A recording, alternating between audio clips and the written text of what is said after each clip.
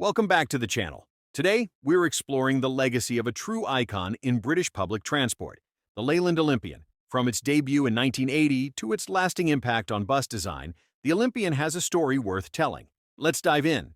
In the late 1970s, bus operators sought a versatile, non-integral double-decker chassis that allowed for customized bodywork. Responding to this demand, Leyland introduced the Olympian in 1980, building upon the success of the integral Leyland Titan. This move offered operators the flexibility they craved, marking the Olympian's entry into the market. The Leyland Olympian was available in both 2-axle and 3-axle configurations, catering to various route requirements. Operators could choose from engines like the Leyland TL11, Gardner 6LXB, and later, the Cummins L10. Transmission options included Leyland's own hydrocyclic, Voith DIWA, and ZF Ecomat systems. The chassis supported bodies from manufacturers such as Walter Alexander, East Lancs, ECW, Northern Counties, and Rowe, allowing for a high degree of customization. Production began in 1980, with the first 1,000 units completed at Leyland's Bristol factory. In 1983, manufacturing shifted to the Workington plant. Over its production run, more than 5,500 Leyland Olympians were built, with an additional 4,700 units produced under Volvo after their acquisition of Leyland in 1988. The Olympian wasn't just a UK staple. It found success internationally, notably in Hong Kong and Singapore. In fact, the final Leyland Olympian chassis, numbered on 21080, was delivered to Singapore Bus Services in 1993.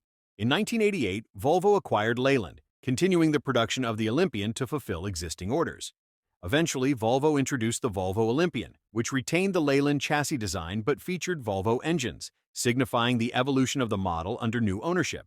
The Leyland Olympian's impact on public transport is undeniable. Its adaptability and reliability ensured its presence on UK roads for decades. Even after its production ceased, many Olympians remained in service, with some converted to open-top buses for tourism purposes. Preservation efforts have kept the memory of the Olympian alive, with enthusiasts maintaining and showcasing these buses at events and museums. The Leyland Olympian was widely adopted across the UK, with some of the biggest operators including London Buses, GM Buses, Strathclyde Buses, and Ulsterbus. London alone took over 350 Olympians, primarily bodied by Alexander and Northern Counties. Outside the UK, major buyers included Kowloon Motor Bus, KMB, and China Motor Bus in Hong Kong, and Singapore Bus Services in Southeast Asia. Its versatility and customizable bodywork made it a favorite among both public and private fleet operators. Despite its reliability, the Leyland Olympian was gradually phased out during the late 1990s and early 2000s, mainly due to stricter European emissions regulations, aging technology, and the rise of low-floor bus designs that offered improved accessibility. The Olympian's step entrance layout made it increasingly non-compliant with accessibility standards introduced by legislation like the Disability Discrimination Act in the UK.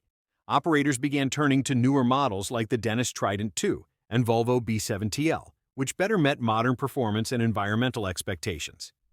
Fuel efficiency and performance. Fuel efficiency wasn't the Leyland Olympian's strongest suit, especially by today's standards. With large heavy chassis and older diesel engines, its fuel economy typically ranged from 4 to 6 miles per gallon, MPG, depending on driving conditions and the engine fitted.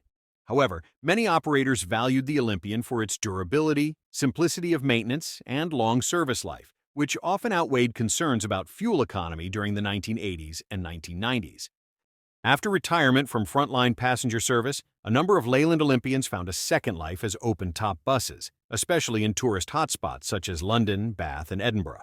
Their robust build made them ideal for this purpose, and some continued operating into the 2020s in sightseeing fleets. Companies like City Sightseeing and the Original Tour converted former double-deckers into eye-catching tour buses, keeping the Olympian on the road for years beyond its expected lifespan.